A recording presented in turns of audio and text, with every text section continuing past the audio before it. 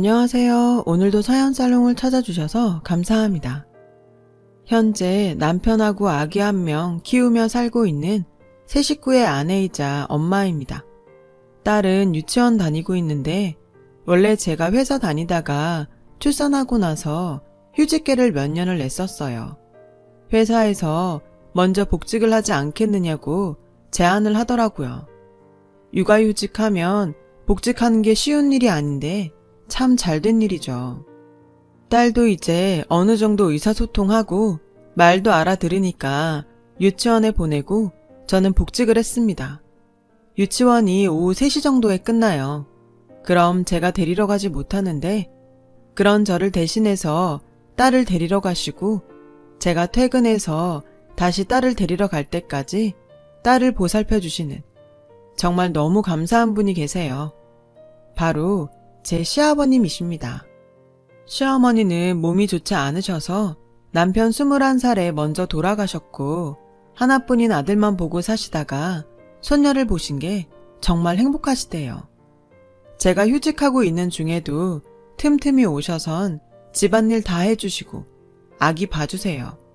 지금도 주말에 내가 유진이 볼 테니까 너희들은 데이트 좀 하고 와라 하시면서 딸을 돌봐주십니다. 사실 아버님도 아직 일을 하고 계세요. 그런데 아버님 하시는 일이 출퇴근이 비교적 자유로우세요. 자기가 원한다면 일할 거리들을 집에 가져와서 재택근무로 할 수도 있는 일이라서 딸을 이렇게 돌봐주실 수 있는 것이죠. 그래도 일하시는데 시간 뺏고 쉬실 수 있는 시간 뺏는 것 같아서 제가 달마다 돈을 드리려고 했습니다.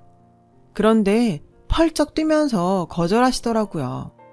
원래 아빠들은 딸이 조금이라도 덜 힘들길 바라는 거야. 내가 손녀딸 재롱 보려고 그러는 것도 있지만 가장 큰 이유는 우리 딸내미 힘든 거 덜어주려고 그러는 거니까 거기에 대해서 너무 마음 무겁게 가지지 말어. 아버님 말씀에 저도 가슴 한켠이 찡해졌어요. 저랑 아버님은 아버님 말 맞다나 시아버지와 며느리 사이라기보다는 정말 아빠와 딸 같은 그런 사이입니다. 저도 아버님이 아니고 아빠라고 부르고 아버님도 진짜 딸처럼 저를 대하세요.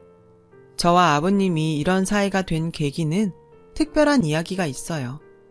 사실 아버님과 저는 제가 남편을 만나기 이전부터 특별하고 깊은 인연으로 만났었던 사이예요. 남편보다 훨씬 이전부터 아버님과 먼저 알았었죠. 저는 외동딸입니다. 엄마, 아빠, 저 이렇게 세 식구가 같이 살았어요. 부모님 사이도 좋으셨고 두 분은 바쁘셨지만 하나뿐인 딸이라고 제게는 뭐든 다 퍼주시는 분들이셨어요. 주말에는 쉬는 시간 아끼셔서 절 데리고 나들이 가시고 잘못을 해도 부드럽게 타일러 주시는 그런 선한 분들이셨죠. 그러나 저희 가족에게 슬픔이 찾아왔어요. 바로 아빠가 암 진단을 받으신 거예요. 제가 초등학교 3학년이던 10살 때였어요. 아빠가 그 무렵에 배가 아프시다고 자주 말씀하셨습니다. 그런데 요즘 회식이 잦아서 그런가? 요즘 일이 많아서 스트레스 받으니까 소화불량이 오는가 보네 하시면서 그냥 대수롭지 않게 넘기시거나 가스활명수 한 병 드시는 걸로 끝냈습니다. 그게 화근이었어요. 그때 빨리 병원을 갔어야 하는 건데 말이죠. 아빠가 병원에 가시게 된 건 회사 화장실에서 쓰러지시고 난 후였어요. 회사 구내식당에서 점심 식사를 하셨는데 먹고 속이 좋지 않으셔서 화장실에서 개워내셨다고 해요. 그리고 나오는 길에 갑자기 피를 울컥 토하셨답니다. 그러면서 그 자리에서 의식을 잃고 쓰러지셨다고 해요. 그걸 회사 동료분이 발견해서 119에 신고해서 병원으로 옮겨졌고요. 병원에서 정밀검사와 온갖 검사를 다 받으셨고 그 결과는 위암이었습니다. 엄마, 할머니, 할아버지 모두 충격을 받으셨어요. 아직 딸이 10살밖에 되지 않았는데 위암이라니 다들 믿을 수가 없었죠. 그날부터 아빠는 바로 수술을 받으셨고 항암 치료와 방사선 치료를 시작하셨어요. 항암 치료는 그 치료보다 약의 독함과 부작용이 정말 고통스러운 치료입니다. 더군다나 위암이셔서 먹는 것에도 극도의 제한이 걸려서 정말 힘들어 하셨죠. 아빠는 몇 달 새에 살이 15kg 이상 빠지시고 저보다도 더 말라가셨습니다. 피부는 창백해졌다가 누래졌다가를 반복했고 드라마나 영화에서 나오는 암 환자들처럼 머리카락이 빠지기 시작하셨어요. 결국 아빠는 엄마에게 자신의 머리를 밀어달라고 부탁하셨어요. 삭발을 한 아빠의 모습을 본 날 아빠는 저를 놀라게 하지 않으시려고 일부러 환하게 웃으시면서 아빠 빡빡머리다. 빡빡머리 웃기지? 하고 농담을 건네셨습니다. 그러나 저는 아빠가 머리를 밀고 나자 우리 아빠가 정말 암에 걸렸구나 라는 게 실감이 나서 눈물이 났어요. 아빠는 당연히 회사에도 잘 못 가셨죠. 할 수 있을 때까지만이라도 일을 하시라고 하셨지만 투병 중에 어디 쉬운 일이었겠어요. 결국 엄마가 회사에서 근무 시간을 늘리셨습니다. 다행히 엄마 회사도 꽤 큰 회사라 엄마는 걱정 없이 열심히 일하신 대로 벌 수 있었어요. 병원비도 보험과 모아둔 돈으로 해결이 가능한 비용이었고 할머니, 할아버지도 도와주셨습니다. 주위에서는 그래도 아직 젊으니까 열심히 치료받으면 다 이겨낼 수 있어 라고 늘 위로했죠. 아빠는 정말 열심히 치료를 받으셨어요. 위를 반 이상 드러내는 끔찍한 수술과 독하디독한 항암 치료를 건디시면서도 늘 저를 챙기셨고 저를 사랑해 주셨던 우리 아빠였어요. 이미 중기를 넘어선 상태에서 발견이 되었기 때문에 의사들은 아빠가 얼마 버티지 못할 거라고들 말했어요. 하지만 아빠는 자신이 가진 모든 힘을 쏟아부어서 투병을 하셨죠. 모든 의료진이 놀랄 만큼 기적적으로 3년을 버티셨습니다. 제가 6학년이 될 때까지요. 하지만 그 해를 넘기지 못하셨어요. 제가 아빠에게 아빠, 내 졸업식 꼭 와야 돼. 초등학교 졸업식은 유치원하고 달라. 꼭 엄마랑 같이 와야 해. 라고 늘 신신당부했고 아빠는 갈게. 아빠가 사진 많이 찍어줄게. 라고 웃으며 대답하셨었어요. 그래서 아빠가 정말 그렇게 해줄 줄 알았죠. 제 졸업식을 한다라고도 2주 정도 남긴 때 아빠는 결국 힘든 투병을 끝내시고 하늘나라로 떠나셨어요. 제 졸업식에는 오지도 못하시고요. 중학교도 들어가기 전에 아빠를 잃은 저는 장례식장에서 정말 많이 울었어요. 오히려 엄마가 대범하게 장례식 전체를 지휘하셨어요. 엄마 속도 속이 아니었을 텐데.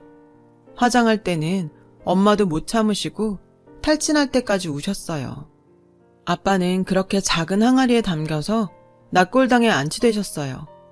어린 나이에 그런 일이 생겼으니 저도 정말 힘들었죠. 엄마가 저를 일으키시려고 애쓰셨어요.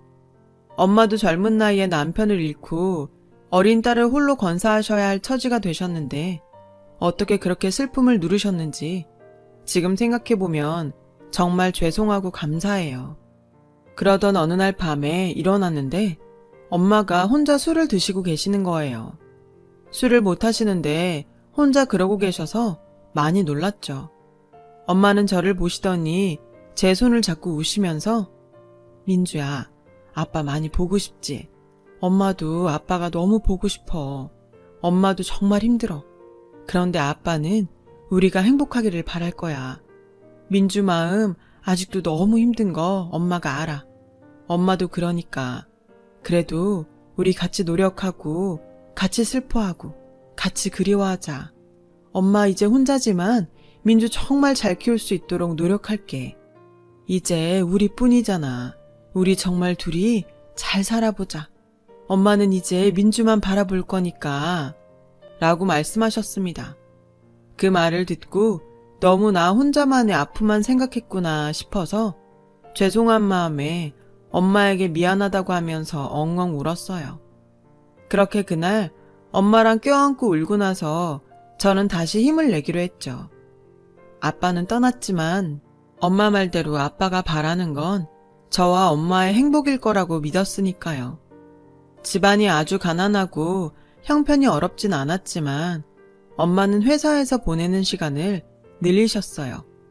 원래 야근은 안 하시던 분이셨는데 종종 야근도 하셨고, 한 살이라도 젊을 때에 벌어 저축해야 해 라고 하시면서 저를 위해서 열심히 일하셨습니다. 그리고 제게 생긴 변화 중 하나는 핸드폰을 가지게 되었다는 거예요. 그날 엄마랑 같이 그렇게 울고 난 다음 날 엄마는 제가 하교하자마자 바로 핸드폰 대리점으로 데리고 가서 사주셨습니다.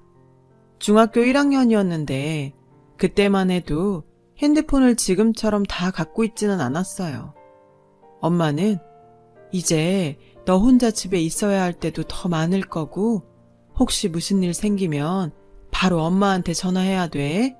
단축번호 1번에 저장해놔. 라고 하시며 사주셨어요.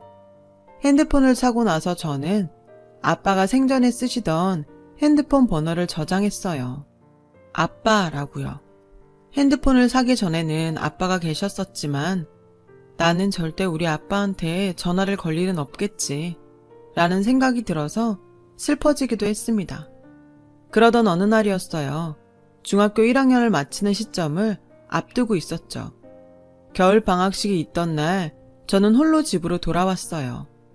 곧 아빠의 첫 기일이 다가오고 있었고 아빠가 보고 싶고 더 힘든 마음에 핸드폰을 들고 아빠의 번호로 문자를 보냈어요.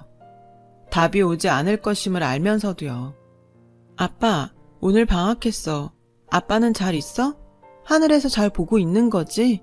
나 개근상도 탔고 이제 2학년 올라가면 더 잘할 거야. 엄마도 잘 챙길 거고. 아빠 많이 보고 싶고 정말 사랑해. 그렇게 문자를 보내고 1시간이 조금 넘었을까? 정말 지금 생각해도 소름이 돋는 일이 일어났습니다. 바로 아빠에게서 답장이 온 거예요. 우리 딸 개근상 탔어? 대단하네. 다른 상보다 개근상이 훨씬 대단한 거야. 아빠도 우리 딸 옆에서 축하해주고 싶고 많이 보러 가고 싶다.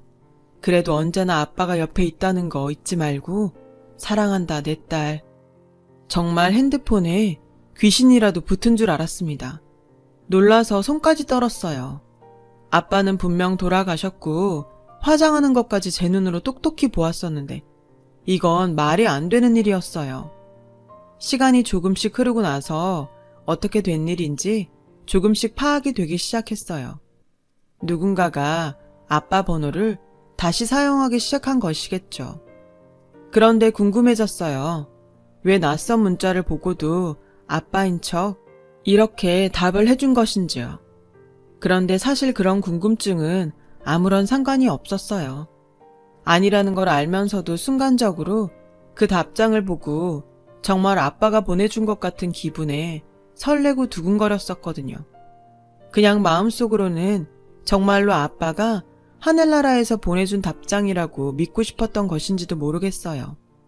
그때부터 아무에게도, 심지어 엄마에게도 말하지 않는 저만의 비밀 문자는 그렇게 시작되었어요. 그 후로부터 일주일 정도 후에 혹시나 하는 마음으로 다시 아빠에게 문자를 보내보았습니다. 아빠, 나 방학 숙제하기 너무 힘들어. 라고요. 그러자 답장으로 그랬어 우리 딸 숙제하기 힘들겠다. 그래도 힘내. 아빠가 응원하고 있으니까. 화이팅! 이라고 왔어요. 그 문자를 보면서 눈물도 흘렸지만 정말 행복했습니다. 그래서 힘든 일 있을 때, 행복한 일 있을 때, 아니면 그냥 일상 속에서라도 문자를 보냈어요. 아빠에게. 아니, 아빠가 되어주시는 그 누군가에게요. 그럼 언제나 늘 따뜻한 답장이 날아왔어요. 아빠, 나 오늘 고등학교 원서 접수했어. 아빠, 오늘 나 생일이라고 엄마가 초콜릿 케이크 사왔어. 아빠, 엄마 회사에서 프로젝트 잘했다고 돈 더 받았대. 등등 정말 아빠에게 얘기하는 것처럼요. 언제나 따뜻하고 다정한 문자가 날아왔습니다. 문자는 해가 바뀌어도 제가 고등학교를 가서도 몇 년 동안 계속되었어요. 심지어 첫 해가 지나고 그 다음 해에는 제 생일날에 그 번호로 먼저 우리 딸 생일 축하해. 아빠가 너무 사랑해. 라고 문자가 왔어요. 그 문자를 보고 정말 너무 행복했습니다. 그렇게 아빠와 문자를 주고받으면서 마음의 상처도 힘든 것도 점점 덜해졌고요. 대학에 합격했을 때도 축하 문자를 받았고 대학 생활을 하면서도 힘든 일이 생기면 무조건 아빠와 문자도 주고받았어요. 그리고 저는 대학교 4학년이 되어서 남자친구를 사귀게 되었어요. 제가 봉사 동아리를 했었거든요. 미술계통 전공인지라 병원에 가서 중병에 걸리신 환자분들께 그림을 가르쳐드리는 봉사활동이었어요. 그곳에서 만난 사람이었습니다. 저보다 연상이었고 소아암 환자들을 위한 옷을 만들어주는 봉사를 하는 기업에서 일하는 직원이었죠. 그 사람이 먼저 제게 호감을 가지고 다가왔고 저도 그 사람이 싫지 않아서 연락을 하다가 사귀게 되었어요. 연애를 하면서도 같이 병원으로 계속 봉사활동을 다녔어요. 저는 대학을 졸업하고 나서 직장에 취직을 하게 되었죠. 주말이나 휴일에 틈틈이 시간을 내서 혼자 혹은 남자친구와 같이 병원으로 봉사활동을 갔었어요. 특히 암에 걸리신 어르신분들이 말동무가 되어드리는 것이 좋았어요. 애초에 제가 환자분들 봉사활동을 시작한 것도 암으로 돌아가신 저희 아빠 생각이 나서였거든요. 어느 날 남자친구랑 같이 봉사활동을 갔었어요. 저는 안병동에, 남자친구는 소아암 병동에 있다가 끝날 시간에 노비루마와 만났어요. 그런데 그날 남자친구의 눈이 새빨갛게 부어있더라고요. 왜 그래? 무슨 일 있어? 라고 물으니 오랜 기간 동안 투병을 해서 오래 봐왔던 여자아이 한 명이 오늘 결국 하늘나라로 떠났다고 했습니다. 내가 봉사활동 오기 시작한 그때쯤부터 있던 아이였어. 오랜 시간 동안 강하게 잘 견뎌줘서 꼭 맞는 골수이식 받고 완치할 거라고 믿었었는데 라면서 많이 울었습니다. 우리 동생 생각나. 우리 동생도 그렇게 아팠었어. 그때가 처음이었어요. 남자친구의 동생 이야기를 들은 때가요. 나 사실 외동아들이 아니고 여동생이 있어. 너랑 동갑이야. 그런데 백혈병으로 어릴 때 죽었어. 뜻밖의 말에 조금 놀랐어요. 남자친구는 울면서 이야기를 계속 해주었어요. 동생이 10살 무렵부터 이상하게 팔다리에 멍이 많이 들기 시작했었어. 덜렁대거나 잘 넘어지는 애가 아니었고 동생도 자고 일어났는데 멍이 들어있어. 왜 이러지? 하고 신기해했어. 그러다 멍이 점점 늘어나니까 결국 병원에 데리고 가봤는데 큰 병원에 가서 정밀검사를 받아보라는 거야. 그때까지만 해도 설마 하면서 병원에 데리고 갔었어. 그런데 백혈병이라더라. 그게 백혈병의 전조 증상이었던 거야. 동생은 맞는 골수가 나올 때까지 끔찍한 항암 치료를 견디면서 3년 가까이 투병했어. 머리가 너무 빠지니까 삭발을 해야 했는데 절대로 그건 싫다고 엉엉 울던 모습이 아직도 눈앞에 서네. 착한 아이였어. 항암 치료하면서도 엄마 아빠 걱정만 했었거든. 그러다 결국에 초등학교 졸업을 앞두고 세상을 떠났어. 동생이 떠나고 나서 한동안 집이 힘들었었어. 엄마도 동생이 떠나고 나서 몸과 마음이 모두 병들었어. 그래서였는지 엄마는 내가 대학교 2학년 때 심근경색이 오셔서 돌아가셨어. 아빠는 아직도 엄마랑 동생 사진을 곁에 두고 주무셔. 남자친구의 이야기를 들으면서 저도 하염없이 눈물을 흘렸어요. 사랑하는 가족이 끔찍한 병에 걸려서 아파하고 힘들어하고 결국에는 세상을 떠나버리는 걸 보는 것이 얼마나 고통스러운 일인지를 저도 잘 알고 있었으니까요. 그래서 저도 남자친구에게 제 아빠 이야기를 하게 되었어요. 그렇게 건강하던 아빠가 암 판정을 받고 괴로운 항암 치료를 견뎌내고 꼬챙이처럼 말랐던 모습을 지켜보다가 결국에는 아빠를 떠나보내야 했던 그 이야기를요. 우리가 세상에 살아서 열심히 행복하게 사는 게 먼저 간 우리 아빠랑 오빠 동생을 위한 최선의 길일 거야. 우리 열심히 살자. 두 사람은 떠났지만 아직 여기 아이들이나 어르신들처럼 그 병 때문에 힘들어하는 사람들은 많으니까. 우리는 적어도 그 사람들의 마음을 이해하고 도와줄 수는 있잖아. 저는 남자친구를 그렇게 위로해 주었고, 남자친구도 힘든 시간이었을 텐데 어머니랑 둘이서 고생이 많았어. 잘 견뎌줘서 고마워. 라고 말해주더라고요.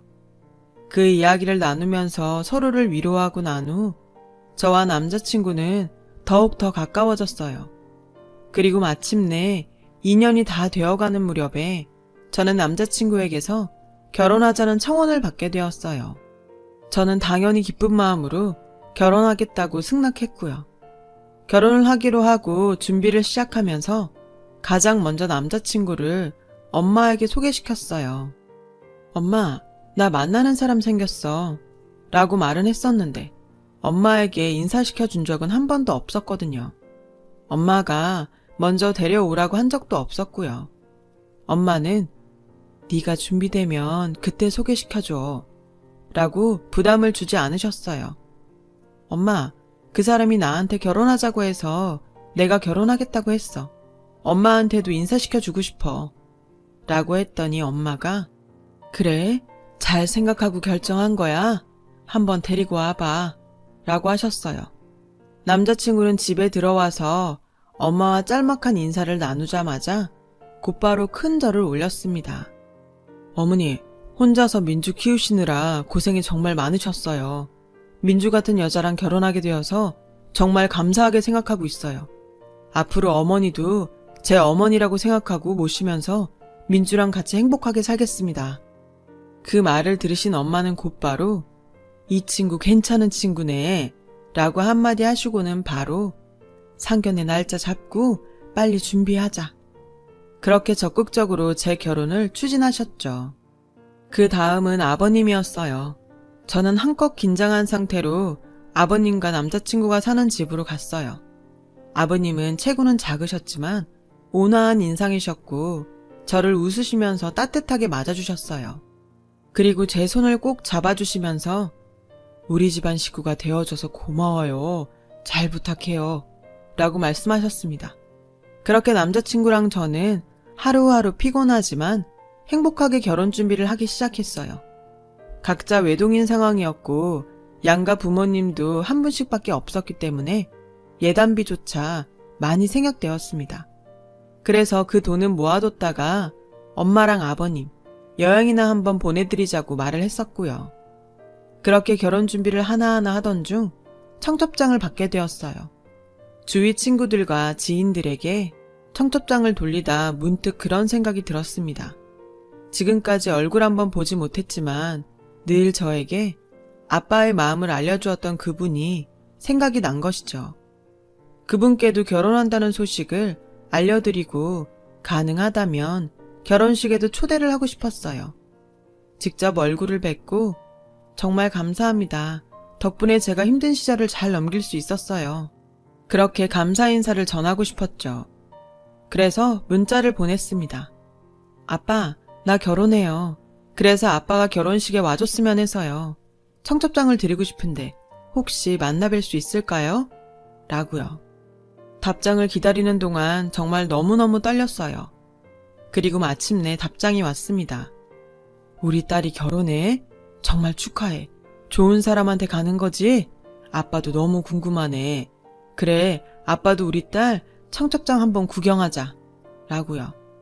그렇게 저는 10년이 훌쩍 넘어서 처음으로 아빠를 만나게 되었어요. 약속 장소인 카페로 가는데 정말 너무너무 떨렸어요. 조심스럽게 카페 문을 열고 들어가 주위를 둘러보면서 아빠를 찾았어요. 아빠는 꽃다발을 준비해서 갈 거니까 그걸 보고 찾으라고 하셨죠. 카페를 둘러보는데 한 테이블에 시선이 멈추는 거예요. 구석진 곳에 있는 테이블이었는데 위에 작은 꽃다발이 놓여 있었고 의자에는 정말 저희 아빠와 비슷한 나이대로 보이는 아저씨가 한 분 앉아 계셨어요. 떨리는 발걸음으로 그곳을 향해 걸어갔습니다. 마침내 그분의 얼굴을 제대로 본 순간 저는 너무 놀라서 그 자리에 서 있었어요. 그분은 바로 남자친구의 아버님, 그러니까 제 예비 시아버님이셨거든요. 아버님도 저를 보고 깜짝 놀라시더니 아무 말도 하지 못하셨습니다. 저도 잠시 아무 말도 못하다가 이내 핸드폰 문자를 들어보이면서 혹시 아빠? 라고 한마디를 꺼냈어요. 아버님은 눈물을 보이시면서 민주가 내 딸이었구나. 민주가 내 딸이었어. 라고 말씀하셨죠. 너무나 기가 막히고 신기한 상황에 저도 아버님도 함께 울었어요. 우리 딸, 그렇게 아픈 것만 보다가 피척 마른 창백한 모습으로 보내고 정말 하루하루 너무 힘들었어. 그런데 너에게서 문자가 온 거야. 나를 아빠라고 부르는 여자아이는 다시는 이 세상에서 못 만날 줄 알았는데 그래서 너에게 그렇게 답장을 보냈다. 혹여나 내 마음에 괜히 또 다른 상처를 줄 수 있지 않을까 걱정했지만 나는 너무 행복했어. 아파서 먼저 간 우리 딸이랑 다르게 건강하게 무럭무럭 잘 자라는 것 같아서 그것도 행복했고 그런데 그 아이가 너였다니. 저는 아버님을 꽉 안아드리면서 아빠 고마워요. 아빠도 내 아빠예요. 지난 시간 동안 힘들 때마다 아빠의 문자를 보면서 힘냈어요. 라고 말씀드렸어요. 그 후로 모든 이야기를 알게 된 엄마와 남자친구도 정말 놀랐고 엄마는 눈물을 흘리시면서 제 딸을 이렇게 아껴주셔서 감사합니다. 인사하셨죠. 그렇게 저희 둘은 결혼식을 올렸어요. 저는 그 후로도 아버님을 아버님이라고 부르지 않고 아빠 하면서 딸처럼 지내고 있습니다. 아버님도 그쪽을 훨씬 더 좋아하시고요.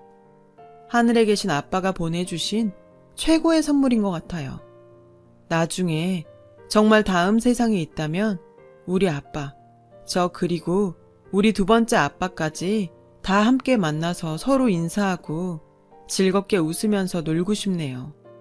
앞으로 남편이랑 둘이 부모님께 효도하면서 행복하게 잘 살겠습니다. 제 이야기를 들어주셔서 감사합니다. 여러분, 사연 댓글에 응원과 현명한 조언 부탁드려요. 좋아요와 구독은 저에게 큰 힘이 됩니다. 오늘도 좋은 일 가득하세요.